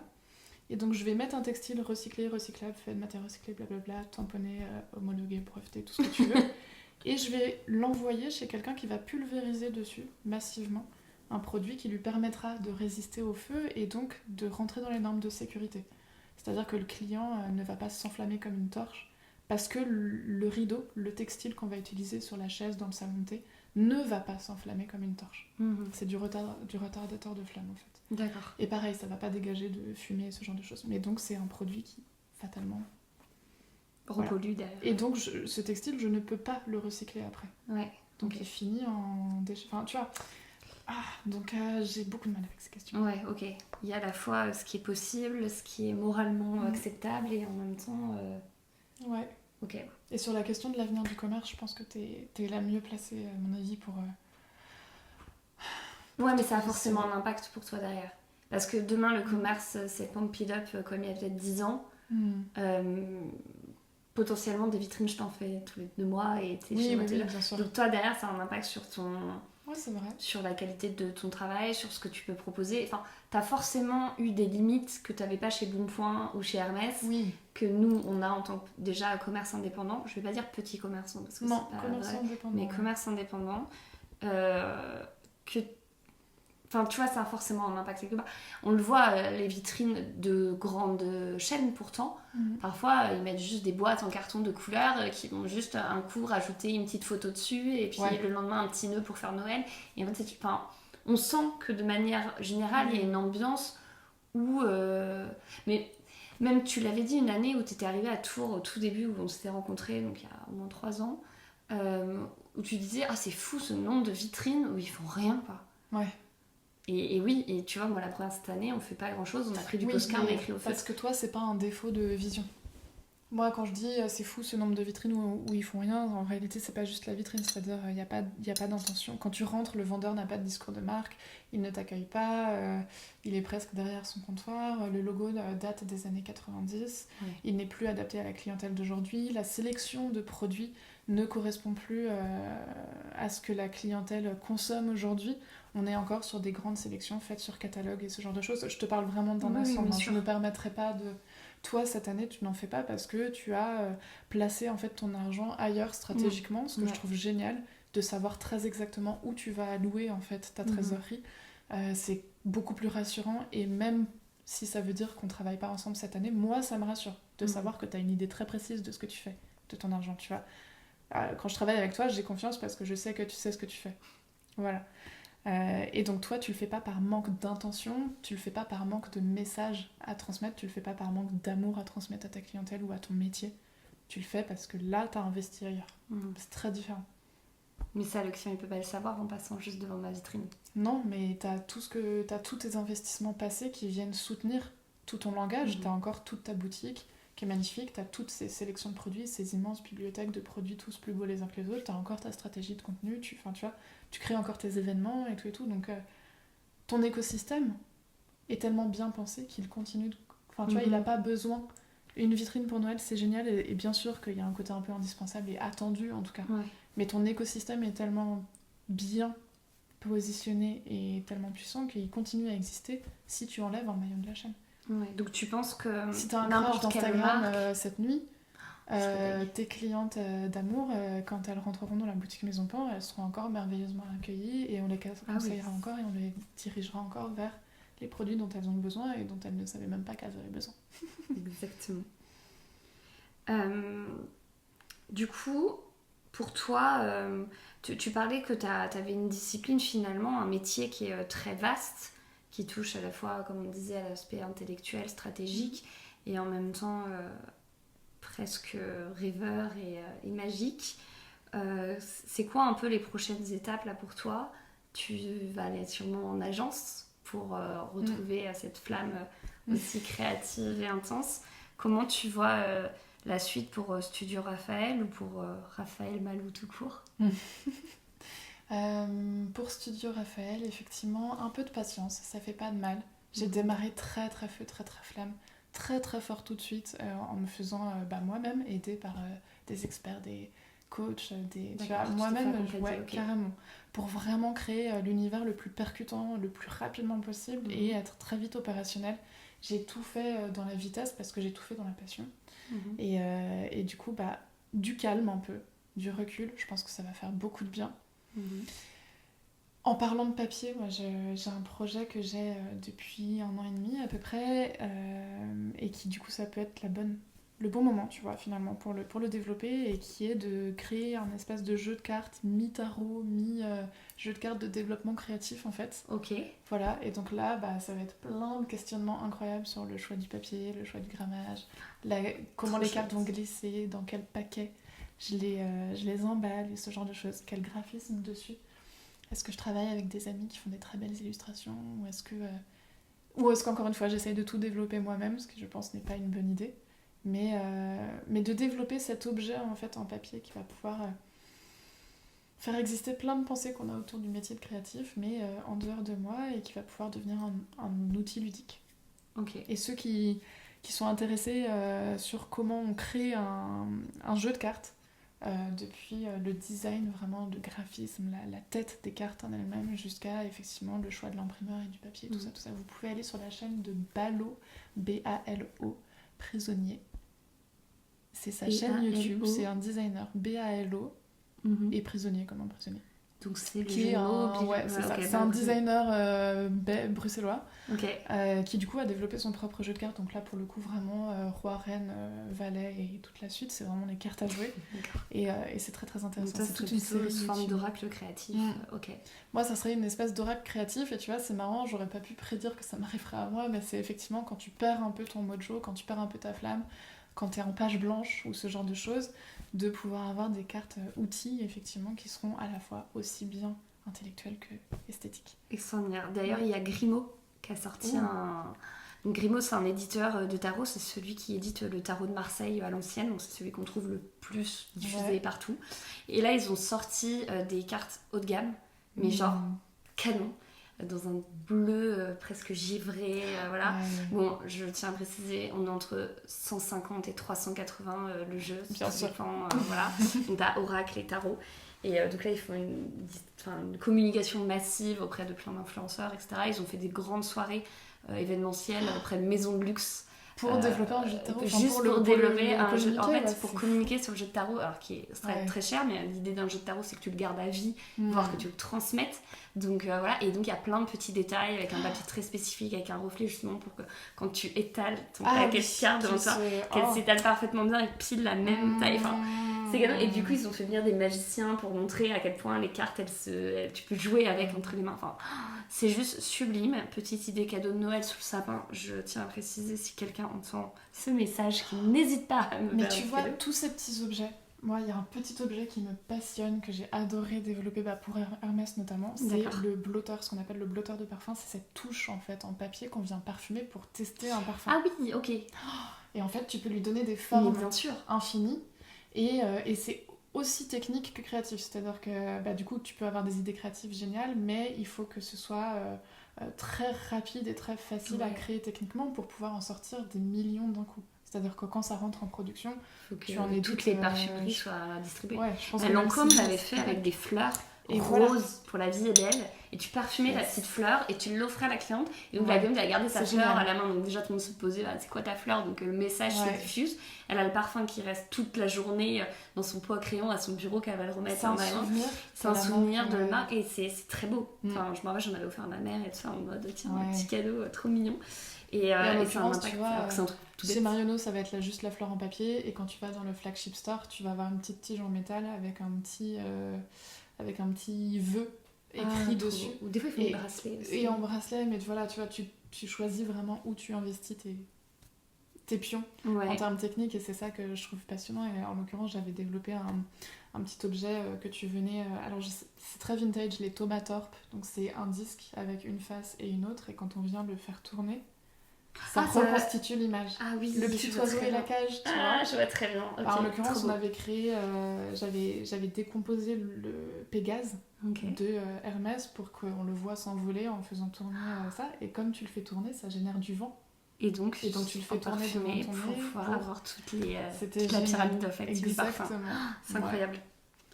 Donc tous ces petits objets du papier qu'on a dans notre quotidien, les petites cartes de visite, les paquets d'allumettes. Les paquets d'allumettes. Non, c'est vrai. C'est une petite boîte en papier cartonné. Tu mets tous les designs que tu veux dedans. C'est ça. Et ma mère, elle vidait les allumettes et elle créait des petits univers en papier à l'intérieur. Enfin, tu vois, une petite boîte d'amulettes que tu gardes, tu vois, précieusement, avec des petits trésors. Faudrait qu'on fasse une liste comme ça de tout. Mais ouais, je pense qu'il y a plein de petits objets comme ça, mais on les retrouve. Il y a beaucoup de concept stores qui se permettent justement de sortir des objets du quotidien, mais simplement bien redesignés, ou avec des couleurs plus tendance, ou avec justement des images qui ont du sens, ou des textes qui ont du sens dessus, et qui est un objet un peu oublié. La boîte d'allumettes, on trouve à 20 centimes chez Carrefour City, voilà, est trop moche, voilà, avec une espèce de barbecue dessus. Vous observez, ça, un intérêt, je suis sûre qu'il y a des collectionneurs de boîtes d'allumettes trop moches, tu vois. Mais tu sais, je crois dans les années 80, 90 peut-être, où les gens fumaient dans les endroits encore publics, ils t'offraient des mini boîtes d'allumettes où t'avais genre 3-4 allumettes dedans pour pouvoir allumer ta clope en... J'adore ça, qui viennent se dire... Et je me dis, ça c'est vrai, c'est un petit objet où il y a du papier autour, qui est tout bête, mais où tu peux faire un truc trop extraordinaire en fait. Où les petits... Là j'ai le sachet de thé devant moi. Il y a une marque qui s'appelle Tea Heritage, qui est canon, qui fait des sachets de thé, on les a eu à la boutique, en formes diverses et variées, en forme de chat, d'étoiles, renard, etc. Donc le sachet en lui-même où il y a le thé à l'intérieur, l'infusette est déjà avec une forme spécifique, cousu main et tout, enfin, c'est canon. Et après elle a été plus loin avec la petite ficelle qui ramène à l'étiquette où normalement tu as juste le nom de la marque. Là pour le coup elle a fait aussi une forme ou des cœurs à paillettes, etc. Et c'est juste canon, et c'est du papier, ça reste du thé. C'est un objet du quotidien. Et en fait qui embellit tout de suite ton quotidien, ton matin, ton petit moment déjà qui est assez précieux devient un peu plus magique encore. Et c'est vrai que quand toi tu vas te dire que tu as mis une petite guirlande au-dessus de ton lit avec des petites étoiles pour rappeler le rêve, le machin. En fait c'est des petits détails mais qui font vraiment toute la différence dans l'énergie et dans la sensorialité que tu peux amener au monde. C'est beau ça, la sensorialité que tu peux amener au monde. Je pense qu'il y a une phrase à faire avec ça. Et du coup, pour rebondir là-dessus, est-ce que toi, t'as conscience, je vais peut-être te le révéler tout de suite, que ton sens du beau peut avoir un impact clair sur le monde qui nous entoure et sur comment on peut l'embellir à chaque fois? Est-ce que c'est un poids pour toi? Est-ce que c'est une ambition? Est-ce que c'est quelque chose dont tu as conscience? Le seul poids que ça peut avoir, c'est que du coup, je vois toutes les choses moches partout, je les vois, du coup. Et elles m'énervent d'être moches. Ouais, ça va, c'est pas très grave. Un banc public moche, ça va me flinguer une après-midi, tu vois. Il y a eu un article il y a pas longtemps à ce sujet. Il y a souvent des articles sur le sujet. Sur comment on passe d'un pont Alexandre III magnifique, avec plein d'arabesques, de dorures, etc., à juste un pont basique avec en béton très, finalement très laid. Et comment on a pu en oublier l'amour du design et du sens. Alors, pour plein de raisons économiques, certainement. Et plein de raisons de praticité et de surproduction des choses pour aller plus vite. Mais c'est vrai qu'avant, on faisait des maisons en pierre de tuffeau magnifiques avec la gravure de l'architecte dessus, avec les emblèmes de la famille, etc. Et aujourd'hui, on fait des petites barres d'immeubles. On essaie de rajouter un peu de bois pour faire joli, donc ça a un sens. Mais je comprends que tu trouves tout moche, du coup. C'est vite, ça arrive vite. Ou tu vois, par exemple, comme les hôpitaux pour enfants. Ils ont une énorme démarche d'embellir leurs hôpitaux et de travailler leurs couleurs et de mettre des graphismes et des fresques et des... Tu vois, par exemple, sur celui de Tours, qui est boulevard Béranger, si je dis pas de Clocheville. Clocheville, exact. Il y a des papillons géants en feuilles de métal sur les grilles. D'accord. Pour que dès que l'enfant arrive avec ses parents depuis la rue, qu'il ait déjà la sensation de rentrer dans un univers qui est son univers de l'enfance et qui le perturbe pas trop. Par exemple, ça me rend ouf, parce que je me dis, mais nous les adultes, on a besoin aussi en fait. Donc c'est trop bien de le faire pour les enfants, et c'est important. C'est tellement important. Mais punaise, ne négligez pas...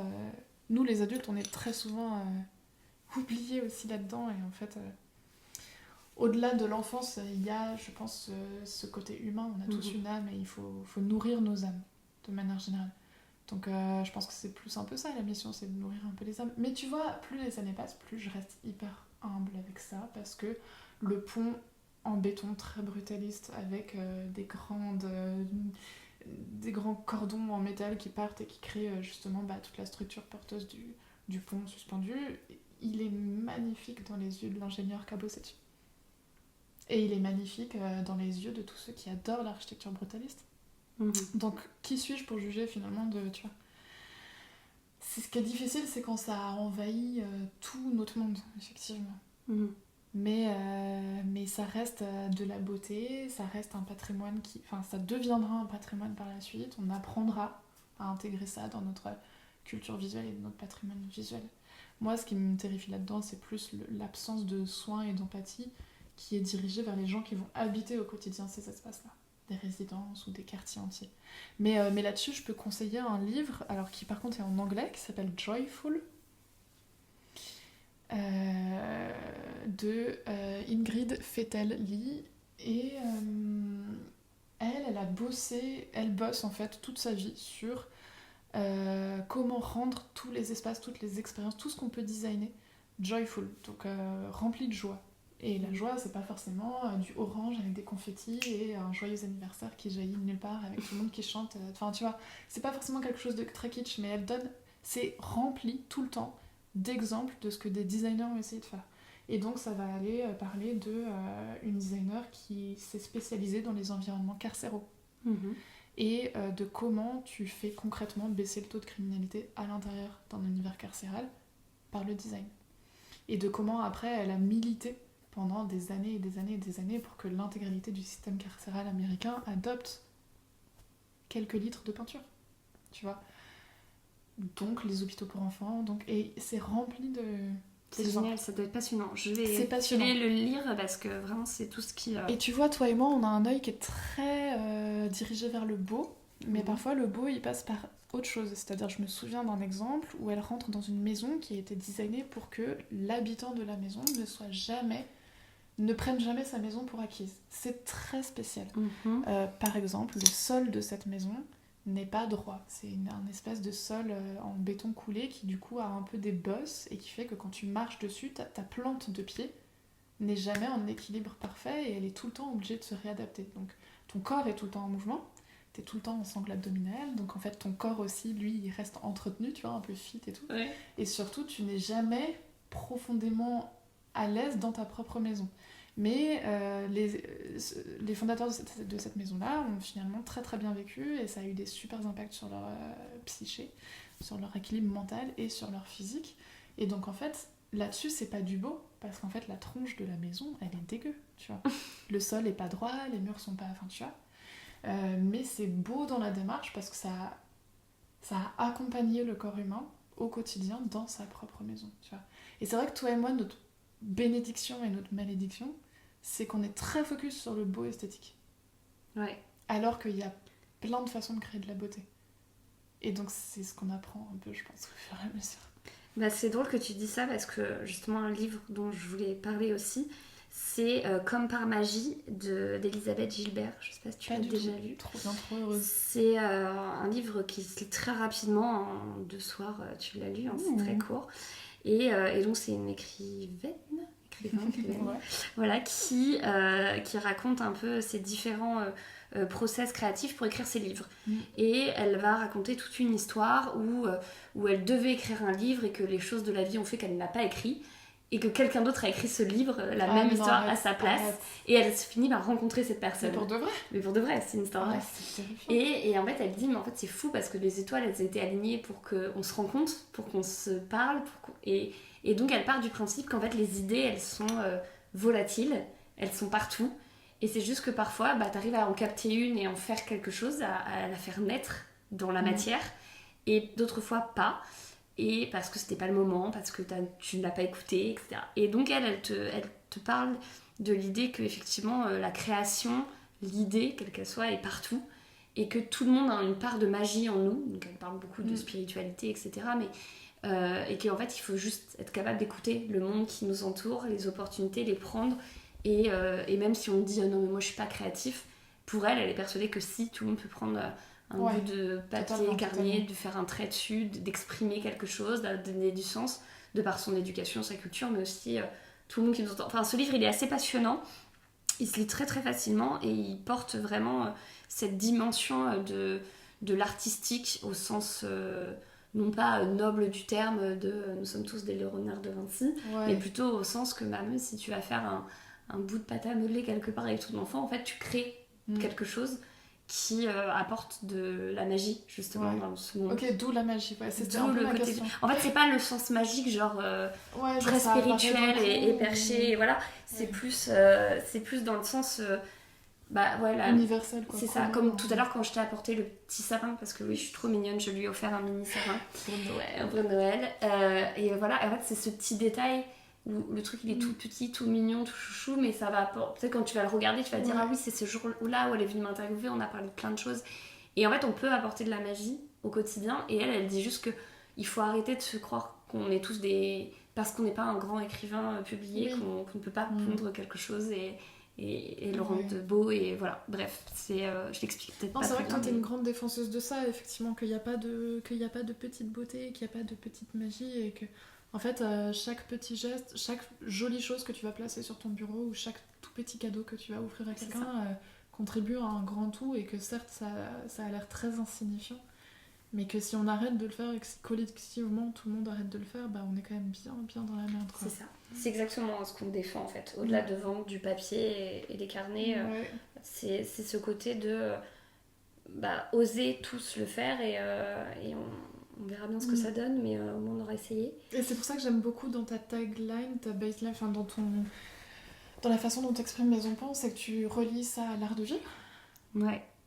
Parce qu'en fait, l'art de vivre, c'est clairement ça, c'est apprendre. Tu vois, par exemple, moi, la générosité, c'est un truc que j'ai appris. Alors, il y a plein de choses sur lesquelles j'ai toujours été généreuse, mais la générosité par les petits cadeaux et les petites dépenses financières que tu vas faire pour agrémenter la journée de quelqu'un de façon complètement random, avec un petit truc un peu fun ou un petit truc un peu beau, c'est quelque chose que j'ai vraiment appris au fur et à mesure du temps, en observant en fait les humains faire, et en me disant ah ok, quand on vient dîner chez quelqu'un, on apporte quelque chose qui a une intention derrière. Ah ok, quand on clôt une collaboration, on fait un très beau cadeau. D'ailleurs, peut-être que c'est pas quand on clôt la collaboration, peut-être que c'est... j'ai une amie qui s'appelle Audrey Laurel, qui est graphiste culinaire, qui fait des univers très très beaux pour des marques d'épicerie fine, de restaurants et de ce genre de choses. Elle commence une collaboration client en envoyant un calendrier de l'Avent. Elle a créé tout un calendrier de l'Avent qui est entièrement détaché de Noël. Trop génial. Et en fait, tu ouvres des petites cases et quand tu l'ouvres, ça te dit pour te préparer au mieux à ton projet, tu peux aujourd'hui prendre du recul. Aujourd'hui, ressentir le moment. Aujourd'hui, machin. Et à chaque fois, tu manges ton petit chocolat et quand tu déballes ton petit chocolat sur le papier qui entoure le chocolat, il y a encore un petit conseil. Tu vois ? Et en fait, elle va du coup comme ça disséminer 25 petits conseils. Elle l'envoie 25 jours avant le début du projet. C'est extra. C'est une logistique incroyable, mais c'était magnifique. Je l'ai vu faire tout son truc et emballer les petits chocolats à la main, là, c'était... C'est extraordinaire. Parce que toi, je me souviens de ce que tu nous as offert à la fin du projet. C'est un arbre. Ouais, c'est vrai. Tu vois, je t'ai offert un arbre derrière avec un sapin. J'ai même pas tu vois, des fois, les trucs sont liés. En fait, c'est d'où l'idée de le planter dans la cour de la résidence. De ta résidence, ouais. Qu'il ne reste pas en pot. Ouais, faut surtout pas. Il va grandir, ce petit arbuste. Mais tu m'avais offert un papier extraordinaire, c'est un papier spécifique que tu as choisi. C'est un marche, ouais, qui est très... avec un touche incroyable. Voilà, qui est un papier créatif à l'origine, sur lequel toi tu es venu imprimer le dessin d'un arbre avec une police très spécifique, avec des coordonnées géographiques qui te disent en fait où se trouve ton arbre. Et alors moi qui suis très sensible évidemment à l'univers du papier, ça avait encore plus de sens. Je sais que tu l'offres à tous tes clients, mais pour nous c'était encore plus précieux. Et donc voilà, c'est un petit détail qui, alors toi c'est pour clôturer une collaboration, mais qui est très beau parce que ça permet de rendre éternel en fait notre lien l'une à l'autre. Et je trouve ça extraordinaire au travers juste d'un simple papier, aussi beau soit-il, aussi travaillé soit-il, mais qui rend la chose encore plus extraordinaire. Et, tu sais que si tu voulais, tu pourrais demander à aller visiter la forêt pour retrouver ton arbre. C'est pas vrai. Mais ils le font très rarement. Juste à un moment sur leur site internet, j'avais vaguement vu qu'on pouvait demander. C'est génial. Ça serait chouette. Mais tu vois, ça c'est ma maman par exemple. C'est-à-dire que elle a commandé un cadeau sur Amazon pour l'anniversaire d'un de ses enfants. Le cadeau n'est pas arrivé. Elle fait un bon pour, ce qu'elle appelle un bon pour, donc bon pour ce cadeau. Et plutôt que de l'écrire sur une carte vite fait ou sur un petit bout de papier qu'elle aurait trouvé quelque part, elle va te faire toute une carte fabriquée à la main avec, je sais pas, peut-être un système de pop-up ou quand tu l'ouvres, machin et tout, et elle va écrire avec une très jolie calligraphie, bon pour ce cadeau qui n'est pas arrivé. Et tant le cadeau n'est pas arrivé, mais il doit quand même y avoir sur le moment de l'anniversaire, le jour même, une très jolie intention, une très jolie surprise, un truc que tu ouvres et qui te surprend. Ouais. Ça c'est maman, merci maman. Ouais, non mais ça a énormément de sens. Même tu vois pour les mariages, on a beaucoup de gens donc, qui viennent chez nous chercher une carte parce qu'ils savent l'intention que c'est derrière d'être venu en boutique, d'avoir sélectionné une carte qui a du sens pour les futurs mariés qui les connaissent pas ou très très bien. Ils savent qu'ils vont prendre le temps de l'écrire, de la glisser dans une jolie enveloppe, même si c'est pour mettre un peu d'argent pour les jeunes mariés, les jeunes tourtereaux. Il y a quand même tout un art et c'est quand même beaucoup plus précieux que juste glisser le chèque dans une pauvre enveloppe blanche de ton bureau. Enfin, et donc ça a une importance folle, ce petit détail. J'avais une amie comme ça qui s'appelle Chloé, qui a toujours ce sens, qui te ressemble un peu, en un sens qui travaille plutôt dans l'univers de la mode, elle pour le coup. Mais qui, à chaque fois qu'elle venait pour nous remercier de l'héberger, elle faisait des mini cookies qu'elle mettait dans une jolie boîte qu'elle avait choisie. Et tu sais, avec un magnifique nœud, et elle découpait un polaroid de nous, d'un moment d'avant qu'elle avait fait, ou qu'elle a imprimé exprès, avec un petit mot derrière écrit à la main. Enfin, c'est fou. Et tout de suite, ta boîte de cookies, tu te sens précieux. Ouais, tu te sens hyper hype. Et ça a du sens. Et tu vois, c'est un truc qui te marque, dont tu te souviens. Et même si parfois tes amis, tu les perds peut-être un peu de vue, parce que la vie fait que. Et ben en fait, c'est des choses que tu oublies jamais en fait. Et que tu sais que tu vas rendre l'appareil à un moment donné. Et donc, c'est des trucs qui coûtent pas très cher, qui font plaisir, qui sont souvent faits à base de papier, tout ce qu'on dit. Bah ouais, c'est ce qu'on a sous la main, ça se plie, ça se colle et hop. Ouais, et c'est vraiment des petits détails de la vie qui sont, je trouve, importants. Quels que soient nos métiers, etc. On peut rendre tout mal. Je suis sûre que même chez les impôts, ils peuvent faire un truc.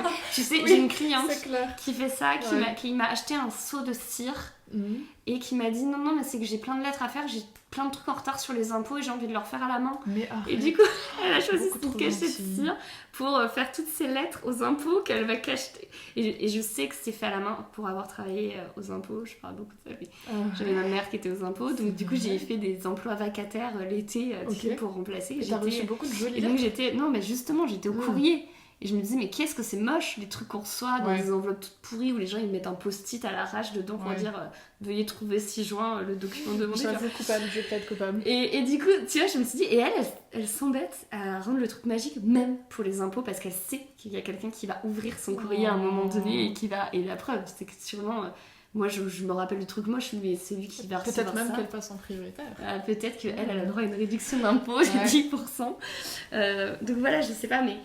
Bah, c'est pour ça que du coup j'aime beaucoup notre conversation, c'est que tu vois, tu m'as posé cette question sur le beau qui pour le coup un peu m'a culpabilisé tout de suite, pas parce que tu l'as posé mais parce que il y a un sentiment un peu parfois superficiel et très intellectuel dans ce fait de se dire viens on crée du beau et tout et tout. Parfois t'as envie de claquer certains artistes, certains designers, certains penseurs autour de toutes ces notions-là et du coup le terme d'art de vivre, je trouve que c'est la parfaite conclusion de ça. Ouais. C'est un art de vivre, c'est un art d'aimer les gens, c'est un art de vivre aussi pour soi-même, de s'aimer soi-même, de participer au monde en fait, ouais. Voilà. Trop bien. C'était exactement... Allez, bonne nuit. C'est ça. Comment clôturer? Et pour finir cette interview, un peu d'ASMR. Exactement. Alors surtout qu'on va finir, je vais remanger un peu. Depuis tout à l'heure, je ne mange pas. Hop. Trop bon. Merci Raphaël. Merci à toi. Je pense qu'on a fait un tour assez intéressant et de ton histoire, de ton univers, de ton métier. Et je crois qu'effectivement la conclusion de faire du beau pour le beau parce que justement ça rend le monde meilleur, il me semble que c'est plutôt pas mal. Donc je pense qu'on peut clôturer ici, sauf si tu veux rajouter quelque chose. Non, moi j'ai juste envie de savoir qui vont être les prochains invités. T'aimerais Kiki? Beaucoup trop de monde. Ouais, donne-moi quelques noms. Non, on en reparle plus tard, il y a trop de monde là. Ok, tu me donneras des noms. Pareil, vous aussi, si vous avez des idées de personnes du monde créatif ou même intellectuel qui ont envie de partager leur amour du beau, de l'art et de la créativité avec leur vision de tout ça, qui est peut-être différente de la nôtre, n'hésitez pas à nous donner quelques noms, ça pourrait être intéressant. Et puis je vous dirai ce que Raphaël m'a concocté comme petit nom sympa. Mais déjà, tu vois, toutes les personnes qu'il y a dans les ateliers Maison Pan, qui animent des ateliers Maison Pan chez toi, déjà juste. Ouais. Bah Julie qui était venue faire l'atelier embossement, je pense que c'est quelqu'un qu'on va vite retrouver sur le podcast, effectivement. Merci Raphaël pour ton temps. Merci Floriane. Et puis j'espère qu'on se retrouvera bientôt pour voir la suite de ce petit oracle créatif. J'espère qu'on pourra en parler sur le podcast et que tu nous parles de ce petit process et de tout ce que tu as fait et que je l'aurai aussi entre les mains prochainement. À bientôt. Et voilà, c'était l'épisode aujourd'hui de Carnet d'Audace. J'espère que vous avez apprécié cette immersion dans l'univers créatif de Raphaël Malou et que son parcours vous a inspiré à poursuivre vos propres projets avec panache et passion. Si vous avez aimé cet épisode, n'oubliez pas de nous laisser des étoiles et un commentaire sur votre plateforme d'écoute préférée. Cela nous aide à faire grandir cette belle communauté d'audacieux créatifs. Et surtout, suivez-nous sur Instagram et les autres réseaux sociaux pour ne rien manquer de vos prochains épisodes. À très vite pour de nouvelles rencontres créatives.